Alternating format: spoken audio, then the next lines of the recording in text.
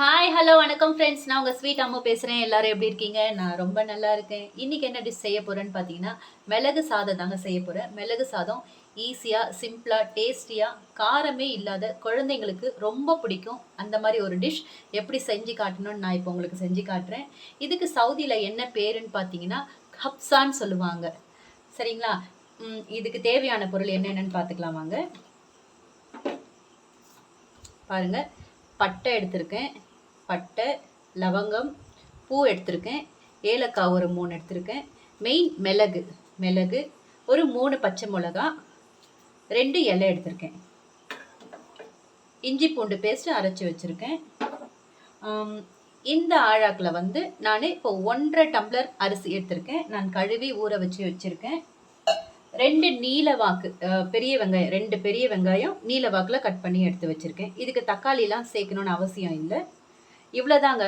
ரொம்ப simple ingredients வச்சு தான் மிளகு சாதம் இன்றைக்கி செஞ்சு காட்ட போகிறேன். இது வந்து சளி தொல்லையால் இருக்கிற குழந்தைங்களுக்கு ரொம்ப ஹெல்ப்ஃபுல்லாக இருக்கும் இந்த சாதம். இந்த சாதம் எப்படி செய்யலான்னு நான் உங்களுக்கு செஞ்சு காட்டுறேன். வாங்க இப்போ வீடியோக்குள்ளே போகலாம். பாத்திரம் வச்சு தேவையான அளவு எண்ணெய் சேர்த்துருக்கேன். ரொம்ப ஆயில் தேவையில்லை. எண்ணெய் சூடாகட்டும்.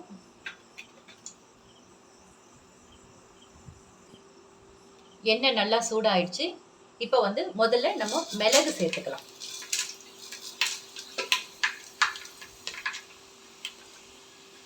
மிளகு சேர்த்து கொஞ்சம் பொரியட்டும். வெடிக்க ஆரம்பிச்சிருக்கு பாருங்க.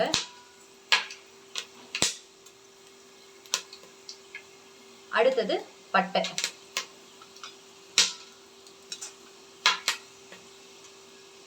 லவங்கம், பூ சேர்த்துக்கோங்க. 3 ஏலக்காய், ஒரு பூ, 2 இலை.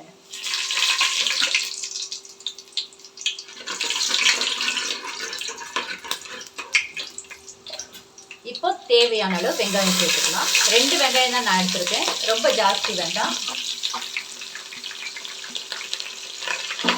இதில் நிறைய இன்க்ரீடியன்ட் சேர்க்காத மாதிரி தான் இருக்கும், ஆனால் ரொம்ப டேஸ்டியாக இருக்கும். காரமும் ரொம்ப கம்மியாக இருக்கும். குழந்தைங்க ரொம்ப விரும்பி சாப்பிடுவாங்க. நீங்கள் வாரத்தில் ஒரு 2 நாள் இந்த மாதிரி செஞ்சு கொடுங்க. மிளகு சாதம் செஞ்சு கொடுங்க. குழந்தைங்களுக்கு இருக்க சளி தொல்லை எல்லாமே நீங்கிடும். கொஞ்சம் நல்லா வதக்கி விடலாம், கலர் மாறட்டும். வெங்காயம் நல்லா வதங்கிடுச்சு பாருங்க. இந்த ஸ்டேஜில் இந்த மாதிரி கொஞ்சம் நல்லா வதங்கட்டும். இப்போ வந்து ஒரு 3 பச்சை மிளகா தான் போட்டுக்கிறேன் நான். இது வந்து காரம் வந்து நம்ம அதிகம் சேர்க்க போகிறதில்ல, காரம் கம்மியாக தான் சேர்க்க போகிறோம். நான் வந்து பச்சை மிளகா முழுசாவே தான் போடுறேன். நீங்கள் வேணும்னா உடச்சி போட்டுக்கோங்க, காரம் வேணும்னா உடச்சி போட்டுக்கோங்க. நான் முழுசாவே தான் போட்டிருக்கேன். நீங்கள் கீரி கூட போட்டுக்கலாம்.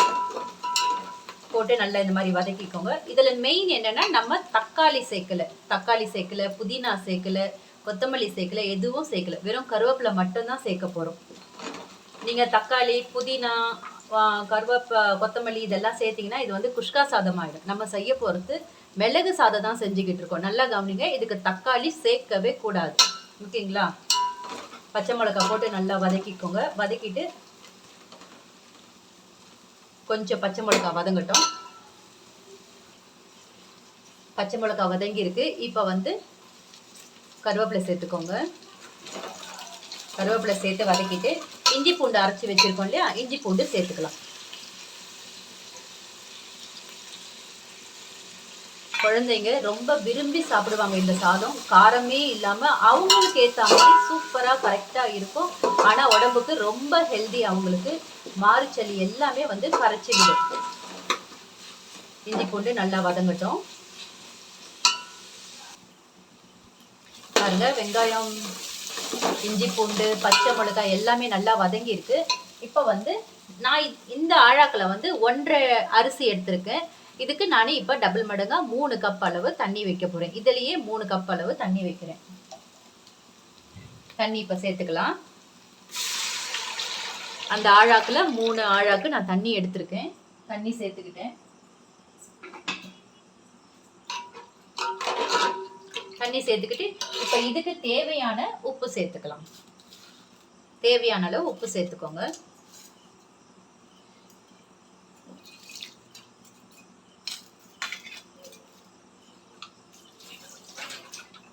உப்பு சேர்த்துட்டு நல்லா கொதிக்கட்டும். உப்புலாம் நல்லா கரைஞ்சி வரட்டும். அது வரைக்கும் கொஞ்சம் வெயிட் பண்ணலாம். உப்பு இருக்கான்னு செக் பண்ணிக்கோங்க. தண்ணி கொதி வந்ததுக்கு அப்புறம் உப்பு இருக்கான்னு செக் பண்ணிக்கோங்க. நான் என்னெல்லாம் சேர்த்தேன்னு சொல்லியிருக்கேன் இல்லையா, மெயினா தக்காளி சேர்க்கக்கூடாது, புதினா கொத்தமல்லி சேர்க்கவே கூடாது, மிளகுத்தூள், மிளகாத்தூள், குழம்பு மிளகாத்தூள், அப்புறம் வந்து இந்த தனி மிளகாத்தூள்லாம் சேர்ப்பாங்க, அதெல்லாம் கூட எதுவுமே சேர்க்கக்கூடாது. வெறும் பச்சை மிளகாய் மட்டும் தான் நம்ம காரத்துக்கு சேர்த்துருக்கோம். இது கொதி வரட்டும், வெயிட் பண்ணலாம்.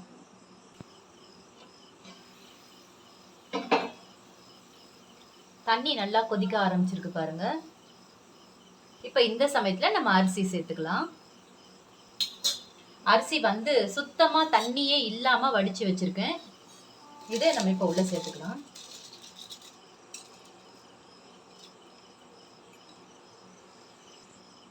தண்ணி வந்து ஒரு சொட்டு தண்ணி கூட இருக்கக்கூடாது. தண்ணி வந்து ஃபுல்லா நல்லா ட்ரெயின் பண்ணிட்டு அதுக்கப்புறம் போடுங்க. ஏன்னா தண்ணியோட அளவு வந்து ரொம்ப முக்கியம். கொழ கொழன்னு ஆயிடுச்சுன்னா அது நல்லா இருக்காது. சாதம் கொஞ்சம் வெறப்பா இருக்கணும். அதுக்காக பாருங்க, இப்ப போட்டாச்சு. அவ்வளவுதாங்க. இப்ப நம்ம மூடி வச்சிருவோம். நடுவில் கொஞ்சம் கலரி விடுவோம். சரியா? ரொம்ப ஈஸியான சிம்பிளான சாதம் இது. மிளகு ரைஸ் ரொம்ப ரொம்ப ஹெல்தி. மூடி வச்சுட்டோம். கொஞ்ச நேரம் கழிச்சு பார்க்கலாம்.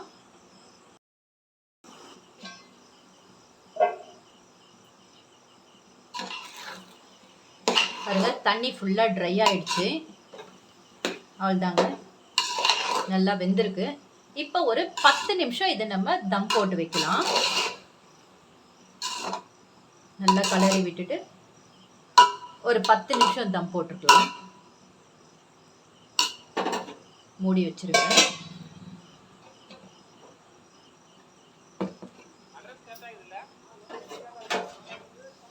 தோசை தவா எடுத்து வச்சிருக்கேன். இதில் தான் இப்போ தம் போட போகிறோம். ரொம்ப ஸ்லிம்ல வச்சுக்கோங்க. வச்சுட்டு சாதத்தை இது மேலே வச்சுட்டு எல்லா சைடும் நல்லா கவராக இருக்க பாருங்க. இப்போ நான் தம் எப்படி போடுவேன்னு பார்த்தீங்கன்னா, நானும் இந்த இடிக்கிறோம் இல்லையா, பூண்டு இடிக்கிறோம் இல்லையா, இதை வச்சு அழகாக இப்படி வச்சிருக்கேன்.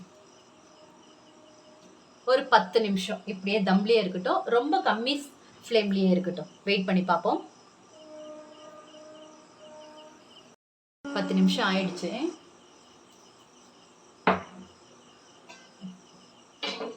வாவ், பாருங்க, சாதம் நல்லா வெந்திருக்கு. நல்லா உதிரி உதிரியா இருக்கு பாருங்க. அவ்வளவுதாங்க, மிளகு சாதம் ரொம்ப அருமையா சூப்பரா தயாராயிருக்கு. கேஸ் ஆஃப் பண்ணிடலாம்.